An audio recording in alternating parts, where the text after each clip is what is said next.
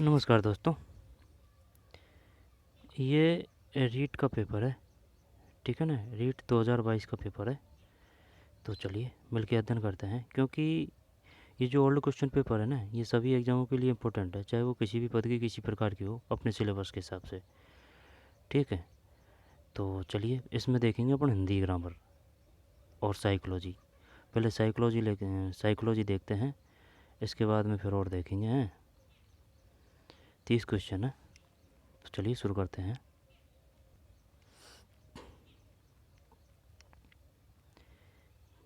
ठीक भाई, पहला क्वेश्चन आ रहा है, विकास के नियम के रूप में कौन सा कथन सत्य नहीं है। विकास के नियम के रूप में कौन सा कथन सत्य नहीं है। जब विकास के लिए प्रत्येक अवस्था समान रूप से महत्वपूर्ण है। विकास परिपक्वता तथा सीखने का परिणाम है। विकास के व्यक्तित्व भिन्नताएं होती हैं। विकास के प्रारूप पूर्वान्वय में होते हैं। ये करते हैं क्या इसमें एक में, जब 30 में सी है, जब अपन को तो एक देखना है ना, एक किधर है, एक एक एक में ए है, एक में ए है, सही है। विकास के लिए प्रत्येक अवस्था समान रूप से महत्वपूर्ण है। ठीक, विकास के नियम के रूप में कौन सा कथन सत्य नहीं है। जब ये सत्य नहीं है, विकास के लिए प्रत्येक अवस्था समान रूप से महत्वपूर्ण है। प्रत्येक अवस्था समान रूप से महत्वपूर्ण नहीं है भाई। जैसे कि शैशवावस्था में जो विकास होता है वह प्रौढ़ावस्था में होगा नहीं, वो युवावस्था में होगा। जो किशोरावस्था में विकास होता है वो युवावस्था में होगा नहीं, है ना। तो समान रूप से महत्वपूर्ण है, प्रत्येक अवस्था समान रूप से महत्वपूर्ण है, ये समान रूप से नहीं है। ये विकास परिपक्वता तथा सीखने का परिणाम है। विकास परिपक्वता तथा सीखने का परिणाम है। विकास में व्यक्तिगत भिन्नताएं होती है। विकास के प्रारूप पूर्वानुमेय हैं, यानी कि पहले से अनुमान लगा सकते हैं। विकास के प्रारूप पूर्वानुमेय होते हैं। ठीक है, विकास में व्यक्तिगत भिन्नताएं होती है। विकास परिपक्वता तथा सीखने का परिणाम है। आगे बात समझ में, विकास के बारे में डेवलपमेंट डेवलपमेंट मतलब एरिया डेवलपमेंट।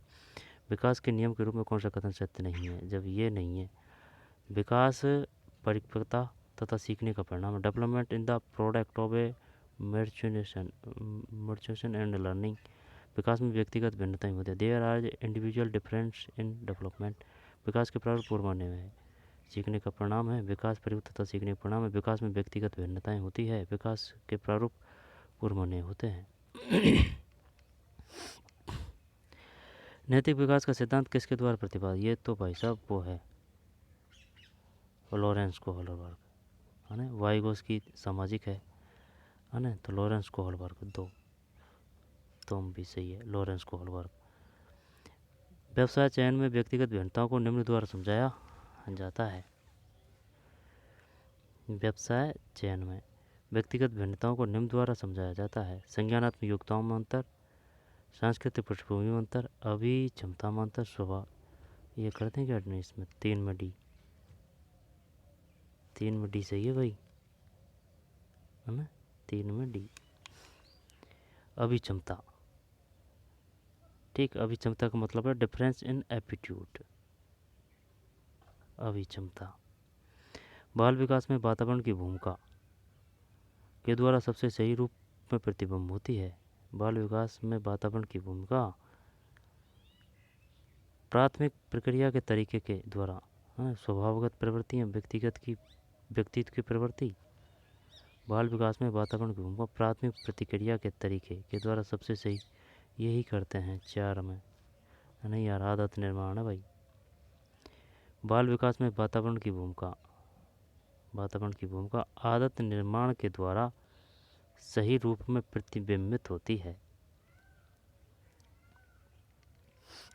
बाल विकास में वातावरण की भूमिका, ठीक, 4 में डी है। बाल विकास में वातावरण की भूमिका आदत निर्माण। आदत समझ में नहीं आया बात भाई, वातावरण की बात कर रहा है कि भाई वातावरण है ना, जिसकी बाल विकास में क्या भूमिका होती है, यही तो बताना है। बाल विकास में वातावरण की भूमिका आदत निर्माण के द्वारा सही रूप में प्रतिबिंबित होती है। व्यक्तित्व की प्रतीक के द्वारा, स्वभावगत प्रवृत्ति के द्वारा, प्राथमिक प्रतिक्रिया के तरीके, हाँ आदत निर्माण है। ठीक है। 5, व्यक्तित्व का शील गुण सिद्धांत किसने प्रतिपादित नहीं किया? नहीं है ये, आई बात समझ में? शील गुण जब व्यक्तित्व का शील गुण सिद्धांत किसने प्रतिपादित नहीं किया?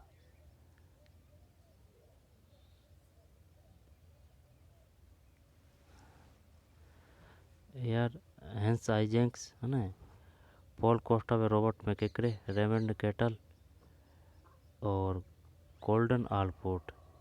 आलपोर्ट कर देते हैं, केटल को कर देते हैं ना, Eysenck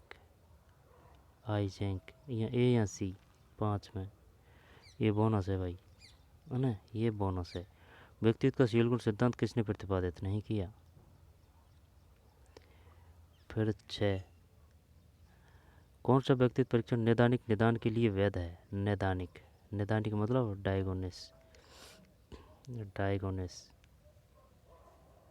16 PF TAT MMPI EPPS। कौन सा व्यक्तित्व परीक्षण नैदानिक निदान के लिए वैध है? नैदानिक निदान के लिए वैध है जब पुतों को नहीं यार, 6 में ए है MPPI। कौन सा व्यक्तित्व परीक्षण? नैदानिक का मतलब समझ रहा है? नैदानिक का मतलब है डायग्नोसिस उसको कहते हैं जैसे कि अपन डॉक्टर के पास में जाता है, डॉक्टर के पास में जाते हैं और जाने के बाद में डॉक्टर क्या करता है कि अपन का चेकअप करता है, ठीक है ना, चेकअप करता है ना, तो वो है डायग्नोस्टिस। और चेकअप के बाद में जो उपचार आएगा तो वो उपचार निदान आ जाएगा। तो पहले डायग्नोसिस आता है ना, ये नैदानिक परीक्षण आता है, नैदानिक के बाद में फिर उपचार आता है। ठीक, उपचार में फिर क्या है, दवाई दी जाती है, वो है ये। ठीक, ये है। तो वही जैसे कोई बच्चा है तो उसका डायरेक्ट उपचार थोड़ी करेंगे, पहले उसका पता करेंगे भाई इसको क्या समस्या है, क्या प्रॉब्लम है, ठीक है ना। तो उसको इन बातों का पता लगाने के लिए उसका परीक्षण तो करेंगे ना, उसकी जांच करेंगे व्यवहार के तौर से। इसके बाद में उसका उपचार करेंगे, फिर उसको विधि बताएंगे कि भाई ऐसे करिए, ऐसे करिए, ऐसे करिए, ऐसे मत करिए, वगैरह वगैरह जो भी है। जय में ये है MPPI MMPI। रॉबर्ट जे स्टर्नबर्ग द्वारा बुद्धि का कौन सा सिद्धांत प्रस्तावित किया गया?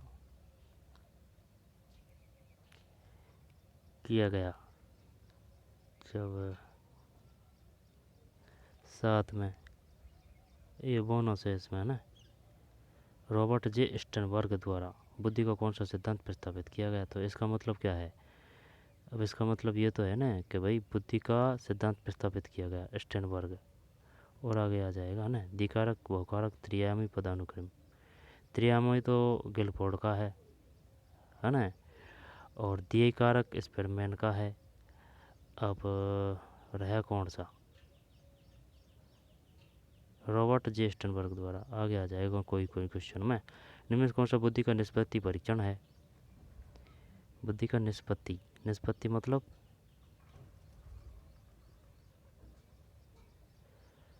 निष्पत्ति पता नहीं भाई। जालोटा सामान्य बुद्धि परीक्षण है ना, आर्मी अल्फा परीक्षण, भाटिया बैटरी, ट्रा ए मैन परीक्षण। 8 में भी है भाटिया बैटरी।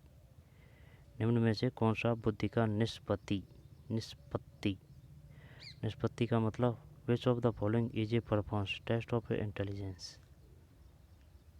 भाटिया बैटरी है। जालोटा सामान्य बुद्धि परीक्षण, आर्मी अल्फा परीक्षण, डॉक्टर ए मैन परीक्षण, भाटिया बैटरी है भाई 8 में, है ना, भाटिया बैटरी।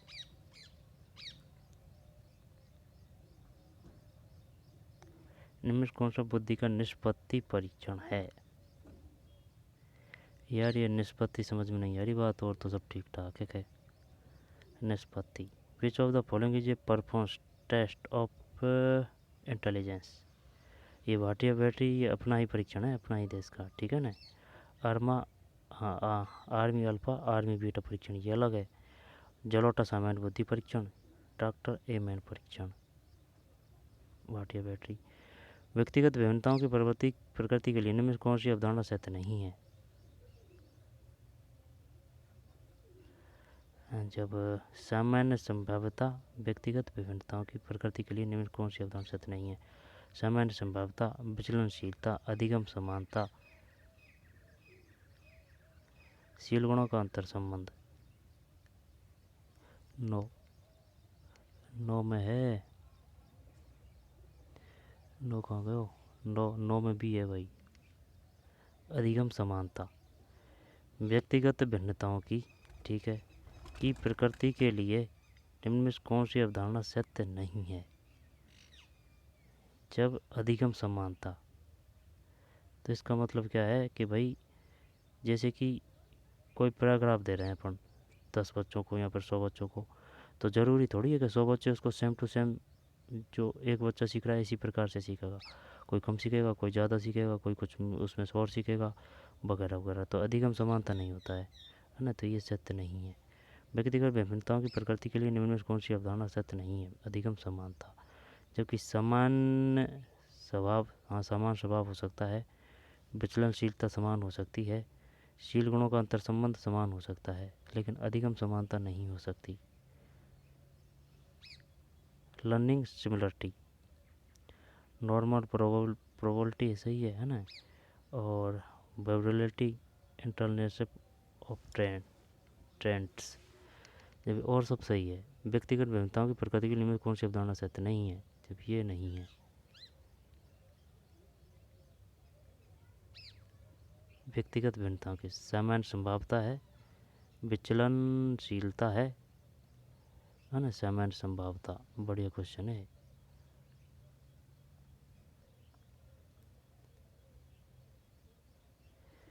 जब सामान्य संभाव्यता है ना, विचलनशीलता, शील गुणों का अंतर संबंध, व्यक्तिगत भिन्नताओं की प्रकृति के लिए कौन सी अवधारणा सत्य नहीं है? अधिगम समानता सत्य नहीं है, सत्य नहीं, अधिगम समानता नहीं है। जबकि सामान्य संभाव्यता, भाई अलग अलग व्यक्ति की भिन्नता है, ये अलग अलग व्यक्ति है, ठीक है ना, ये अलग अलग व्यक्ति है, ठीक है। व्यक्तिगत भिन्नताओं की प्रकृति के लिए निम्न में से कौन सी अवधारणा सत्य नहीं है? समान स्वभाव हो सकते हैं, है ना, विचलनशीलता समान हो सकती है, शील गुणों का अंतर संबंध भी समान हो सकता है, लेकिन अधिगम समानता नहीं हो सकती। कि भाई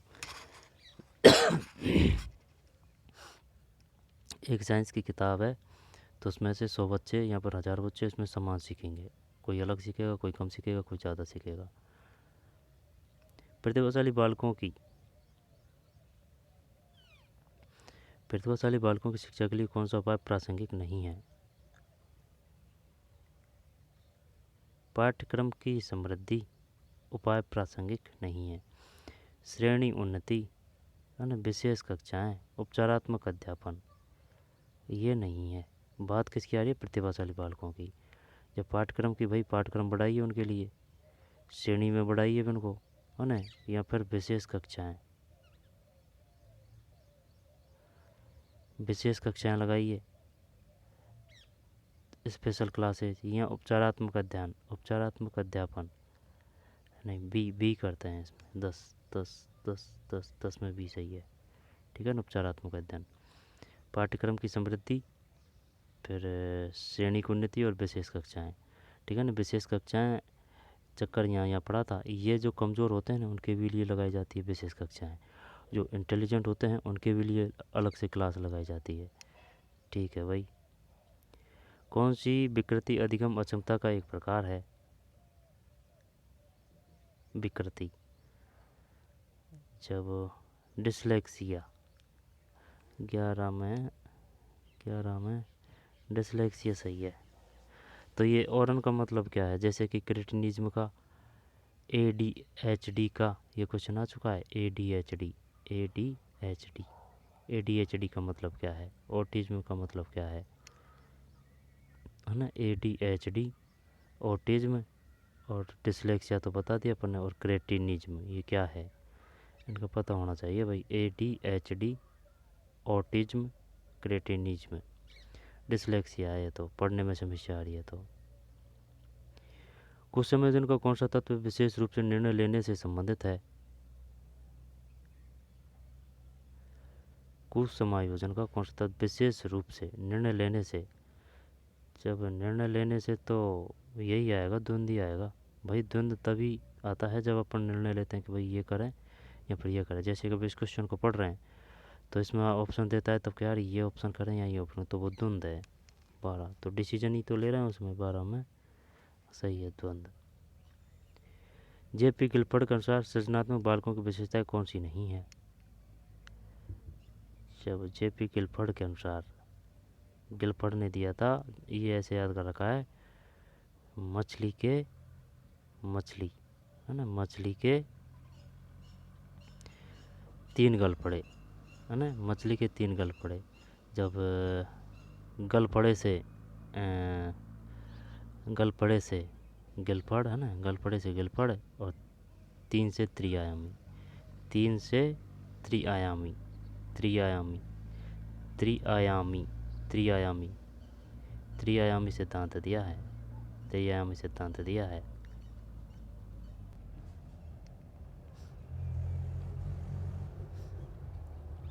तेरह में है चिंतन में सहानुभूति। जेपी गिलफर्ड के अनुसार सृजनात्मक बालकों की विशेषताएं कौन सी नहीं है? चिंतन में सहानुभूति नहीं है भाई। किसकी बात है? सृजनात्मक बालकों की। चिंतन में लचीलापन, समीक्षा के बहुविधि उत्तर, चिंतन में मौलिकता। जेपी गिलफर्ड के अनुसार सृजनात्मक बालकों की विशेषता कौन सी नहीं है? जब चिंतन में सहानुभूति ये नहीं है, जबकि चिंतन में लचीलापन, समीक्षा के बहुविधि उत्तर, चिंतन में मौलिकता। त्रिआयाम सिद्धांत किसने दिया था? गिलफर्ड ने। और बहुआयामी सिद्धांत, बहुसिद्धांत बुद्धि का, ये वो है गिलफोर्ड। द्विकारक सिद्धांत ये स्पीयरमैन का है, 2 नाम है ना, तो स्पीयर और मैन, तो द्विकारक बुद्धि का। त्रिआयामी सिद्धांत बुद्धि का ये तो पता नहीं ये बुद्धि का क्या है, लेकिन त्रिआयामी सिद्धांत दिया है मछली के गल पड़े 3, है ना, तो गिलफर्ड 3 से त्रिआयामी। सही है ना। स्पीयरमैन ने तो दिया है, स्पीयरमैन ने तो दिया है द्विकारक, और गिलफोर्ड बहुकारक, और ये गिलफोर्ड त्रिआयामी, है ना। और एक और है यार, थर्स्टन और है, और देख लेंगे, है ना, आगे आ जाएगा कोई ना कोई क्वेश्चन में। ट्राइसोमी किसको कहा जाता है? ट्राइसोमी किसको कहा जाता है? डाउन संलक्षण।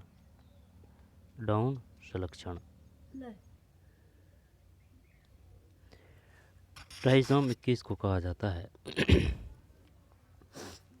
14 में डी है, डाउन संलक्षण। ट्राइसोमी 21, है ना, डाउन संलक्षण, डाउन सिंड्रोम। ट्राइसोमी 21 क्या है? निम्न कौन सा थायरॉइड के सीखने के नियमों का हिस्सा नहीं है? थायरॉइड ने किस पे किया था? बिल्ली पे। प्रयास पे त्रुटि सिद्धांत किसने दिया था? थायरॉइड ने। और RS और SR थ्योरी, ये तो वो है किसकी? पावलोव की है ये तो, है ना।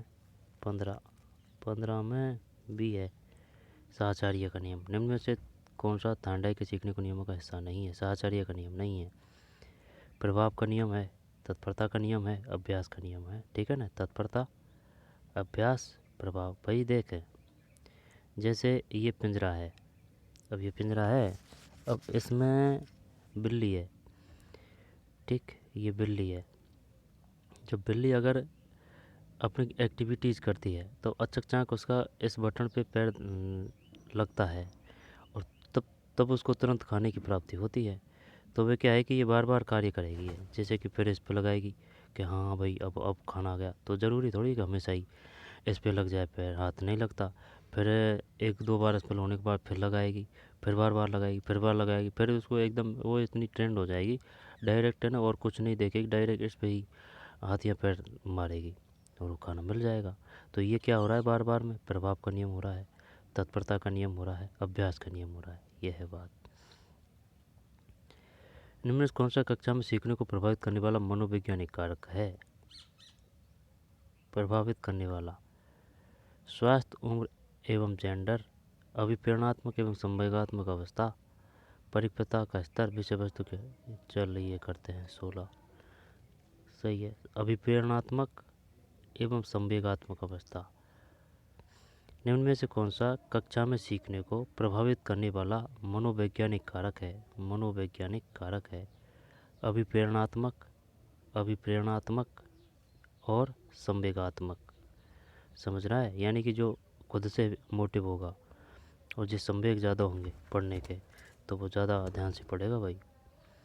अधिगम का अंतर्दृष्टि सिद्धांत किसके द्वारा? ये तो वो है ना, अंतर्दृष्टि, ब्रदाइमर, कोहलर, कोप्पा। अंतर्दृष्टि, अंतर्दृष्टि को ही सूझ सिद्धांत बोलते हैं। ये वो है सूझ वाले वैज्ञानिक, ब्रदाइमर, कोहलर, कोप्पा। जो कोहलर ये आ रही है ना 17 में।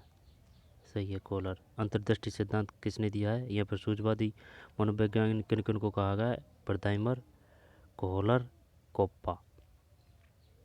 अंतर्दृष्टि। अधिगम के समस्या समाधान उपागम का अंतिम चरण कौन सा है?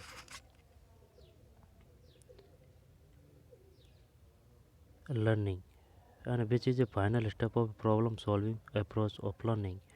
जब तार्किक क्रम का अनुसरण, संप्रदाय तथा नियमों का ज्ञान, क्रियाविधि का प्रदर्शन, ये आएगा। ये निष्पादन का सत्यापन। 18 में 18 में 18 में 18 में सी है, निष्पादन का सत्यापन। सही है भाई, अंतिम चरण। ठीक। समायोजन के लिए एक युक्ति के रूप में रक्षात्मक युक्तियों के प्रयोग को मौलिक रूप से किसके द्वारा प्रस्तुत किया गया? समायोजन, ठीक है, के लिए एक युक्ति के रूप में रक्षात्मक युक्तियों के प्रयोग को मौलिक रूप से किसके द्वारा प्रस्तुत किया गया? मौलिक, मास्लो। देखे जीन पियाजे ने दिया है कौन सा मनोवैज्ञानिक, नहीं संज्ञानात्मक, संज्ञानात्मवादी सिद्धांत जीन पियाजे ने, है ना। और सिगमंड फ्रायड और मास्लो। जब इसमें मास्लो करते हैं पढ़ना, नहीं मास्लो या फिर फ्रायड। इदम अहम पराहम, ये किसने दिया है? 19 में भी है, 19 में भी है, सिगमंड फ्रायड है, सिगमंड फ्रायड। समायोजन के लिए एक युक्ति के रूप में रक्षात्मक युक्तियों के प्रयोग को मौलिक रूप से किसके द्वारा प्रस्तुत किया गया है? समायोजन के लिए एक युक्ति के रूप में रक्षात्मक युक्तियों के प्रयोग को मौलिक रूप से किसके द्वारा प्रस्तुत किया गया है? Sigmund Freud.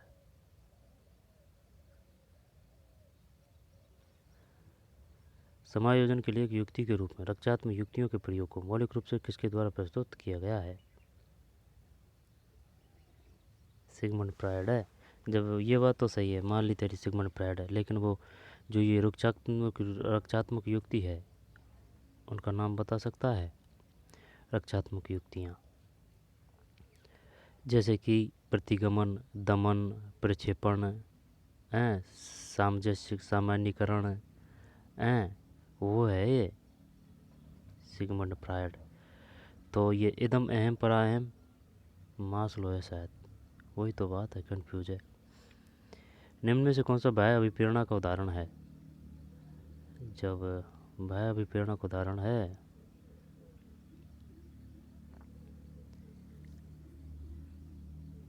बाह्य का पुरस्कार है, चिंता, आकांक्षा, उपलब्धि की आवश्यकता नहीं, पुरस्कार है 20 में। हाँ पुरस्कार है। निम्न में से कौन सा शिक्षण के स्तरों के आधार पर शिक्षण का प्रकार नहीं है? निम्न में से कौन सा शिक्षण के स्तरों के आधार पर शिक्षण का प्रकार नहीं है? कौन सा शिक्षण के स्तरों के आधार पर शिक्षण का प्रकार नहीं? बोध स्तर, स्मृति स्तर, चिंतन स्तर, प्रदर्शन स्तर। यार ये कौन सा आ गया भाई प्रदर्शन स्तर? समझ में आ रही है बात? जब बता, चल बता, चल छोड़, पीछे देखेंगे आंसर है ना। निम्न में से कौन सा शिक्षण के स्तरों के आधार पर शिक्षण का प्रकार नहीं है? इंग्लिश देख ले। Which is of the following not a type a teaching according to stage of teaching? सब यार, बोध स्तर, अंडरस्टैंडिंग स्टेज, मेमोरी स्टेज है ना, रिफ्लेक्शन स्टेज और डेमोन्स्ट्रेशन प्रदर्शन स्तर। ये पता नहीं है ना, देखते हैं इसको 21 में। सही है यार, जीत के जंग। प्रदर्शन स्तर है भाई, है ना, बोध स्तर है, स्मृति स्तर है ना, चिंतन स्तर है। बोध स्तर और स्मृति स्तर, चिंतन स्तर, प्रदर्शन स्तर नहीं है। TYT एलन के द्वारा कौन सी शिक्षण अधिगम की विधि प्रस्तुत की गई? TYT एलन के द्वारा कौन सी शिक्षण अधिगम की विधि प्रस्तुत की गई? 22 ए है सूक्ष्म शिक्षण। ठीक है। डुवाइट है, ये नाम है, आई समझ में। वो डाइट है, वो अलग है ना, वो जिले में होती है।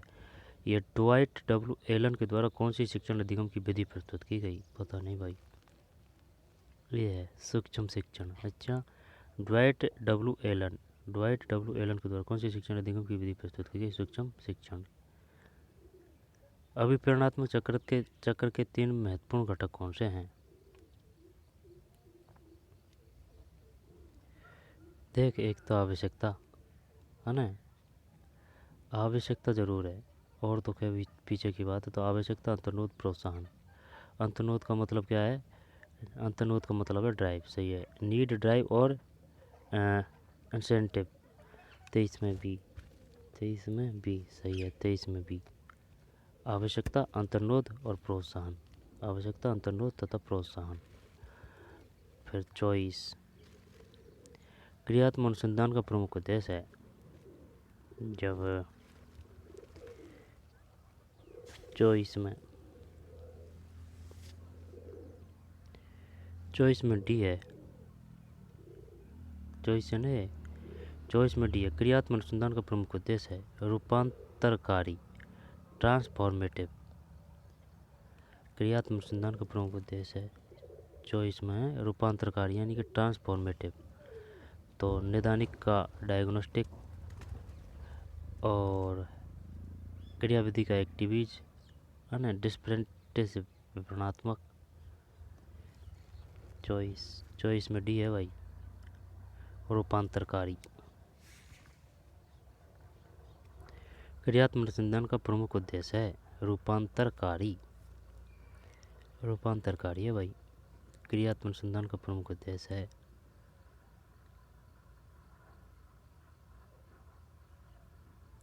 क्रियात्मक अनुसंधान का मतलब क्या है? Action research.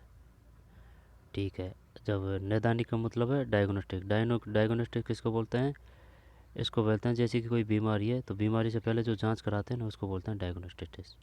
और निदानिक, आई समझ में। निदानिक के बाद में फिर आएगा औपचारिक, फिर दवा दी जाती है, वो है ये सेम सिस्टम, ये प्रोसेस शिक्षा के क्षेत्र में बच्चों पे भी लागू होती है। अब क्रियात्मक अनुसंधान का प्रमुख उद्देश्य क्या है? ये नैदानिक है ना, नैदानिक नहीं है। चॉइस में डी, ये है रूपांतरकारी, ट्रांसफॉर्मेटिव। अब ये हिंदी में समझ में नहीं आ रहा है ना, इंग्लिश में समझ में आ रहा है। ट्रांसफॉर्मेटिव यानी कि वो ट्रांसफ़र से बना हुआ है ये सब, ट्रांसफॉर्मेटिव है ना, तो रूपांतरकारी। फिर रूपांतरकारी सॉरी है। उपलब्धि परीक्षण के निर्माण के लिए निम्न में कौन सा सत्य नहीं है? जब विश्वसनीयता, वैधता, मूल्यांकन, वस्तुनिष्ठता।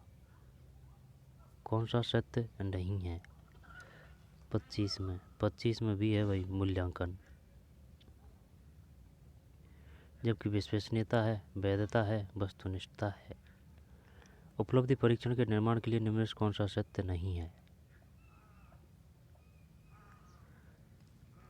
कौन सा सत्य नहीं है? ये मूल्यांकन नहीं है। जबकि विश्वसनीयता ये तो कोई दिक्कत नहीं। उपलब्धि परीक्षण के निर्माण के लिए इनमें कौन सा सत्य नहीं है, जब मूल्यांकन नहीं है, ठीक है ना। जबकि एक जो मूल्यांकन होता है, ठीक है ना, उसकी विशेषता कौन सी होती है, ये सभी होती हैं, विश्वसनीयता, वैधता, वस्तुनिष्ठता, ठीक है, व्यापकता वगैरह वगैरह। राष्ट्रीय पाठचर्या रूपरेखा को किस वर्ष में प्रस्तावित किया गया? 5/26, 5 सही है ना, 26। फिर आकलन का कौन सा प्रकार शिक्षण अधिगम प्रक्रिया से संबंधित है? आकलन का कौन सा प्रकार शिक्षण अधिगम प्रक्रिया से संबंधित नहीं है? नहीं नहीं का बहुत खेल आ रहा है, नहीं है। शिक्षण अधिगम प्रक्रिया से संबंधित नहीं है। आकलन का कौन सा प्रकार शिक्षण अधिगम प्रक्रिया से संबंधित नहीं है? जब 27 उपलब्धि आकलन की तो बात कर रहा है। विच असिस्टमेंट, असिस्टमेंट मतलब मूल्यांकन है। Assessment type is not relative to teaching learning process. आकलन का कौन सा प्रकार शिक्षण अधिगम प्रक्रिया से संबंधित नहीं है? उपचारात्मक है ना, नैदानिक में है, ये बता दिया मैंने, ये दोनों तो है।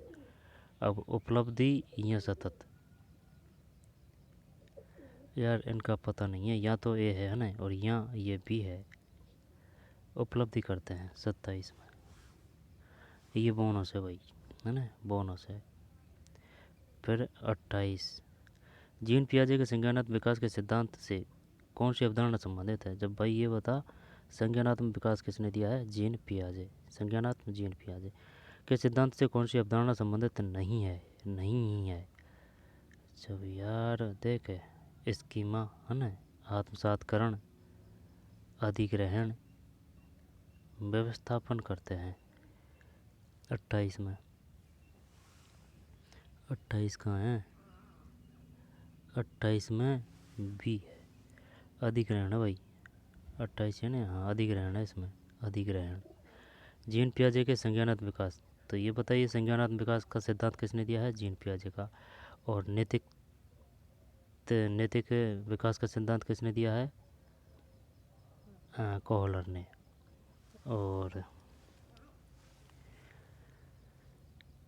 ये है, अब ये देख इसमें कौन सा है, संबंधित नहीं है। जब 28 में ये संबंधित नहीं है। संज्ञानात्मक विकास, जब संज्ञान से देख ले, संज्ञान से स्कीमा है ना, आत्मसातकरण भी है, व्यवस्थापन, अकोमेंडेशन, अधिग्रहण को इंग्लिश में क्या बोलते हैं? एक्विस्टेशन। ये नहीं है भाई, है ना, बढ़िया क्वेश्चन है। स्कीमा है संज्ञानात्मक, है ना, आत्मसातकरण है, व्यवस्थापन है संज्ञानात्मक, नहीं है अधिग्रहण। जीन्स का जोड़ा जो विशेष गुणसूत्र पर एक विशेष स्थान अधिग्रहण करता है तथा समान गुण को नियंत्रित करता है, कहा जाता है? 29 जब पीछे देखेंगे, जब RNA देख ही ले यार, नहीं पड़ेगी पार। 29 में सी है, ए ले ले भाई। जीन्स का जोड़ा जो विशेष गुणसूत्र पर एक विशिष्ट स्थान अधिग्रहित करता है तथा समान गुण को नियंत्रित करता है, कहा जाता है? एल। 29 में सी है। देख, जीन्स का जोड़ा जो विशेष गुणसूत्र पर एक विशिष्ट स्थान अधिग्रहित करता है, जो विशेष गुणसूत्र पर एक विशिष्ट स्थान अधिग्रहित करता है तथा समान गुण को नियंत्रित करता है। एल ले भाई, क्वेश्चन कहाँ से दिया जानेगा ना, एल ले। जीन्स का जोड़ा जो विशेष गुणसूत्र पर, जीन्स का जोड़ा जो विशेष गुणसूत्र पर, जीन्स का जोड़ा जो विशेष गुणसूत्र पर एक विशिष्ट स्थान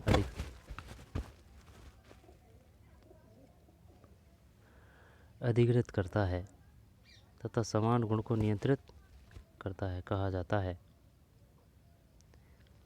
29 में सी है, एल।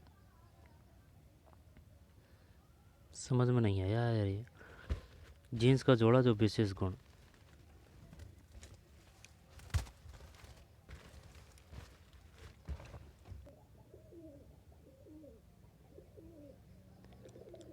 जीन्स का जोड़ा जो विशेष गुणसूत्र पर एक विशिष्ट स्थान अधिग्रहित करता है तथा समान गुण को नियंत्रित करता है, कहा जाता है?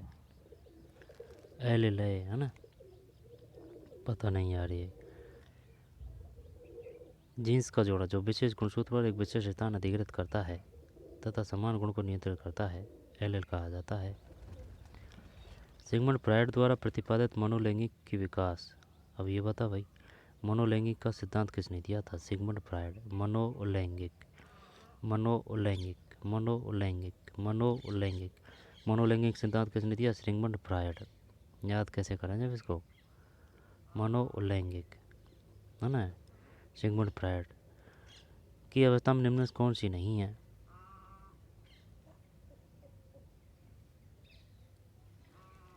तीस में सी है, एंडिपस कॉम्प्लेक्स अवस्था। ये नहीं है भाई, एंडिपस है ना, एंडिपस कॉम्प्लेक्स अवस्था, तो इसको हटा देते हैं ना। जबकि फैलिक अवस्था, एनल अवस्था और लेटेंसी अवस्था। फैलिक अवस्था, ठीक है ना, एलन अवस्था, लेटेंसी अवस्था।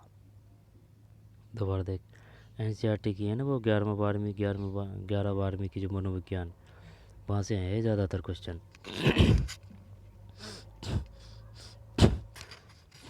ठीक। और यहाँ पर जो बीएड की जो किताब होती है ना, वहाँ से है ये, और कोई बाहर से नहीं है क्वेश्चन।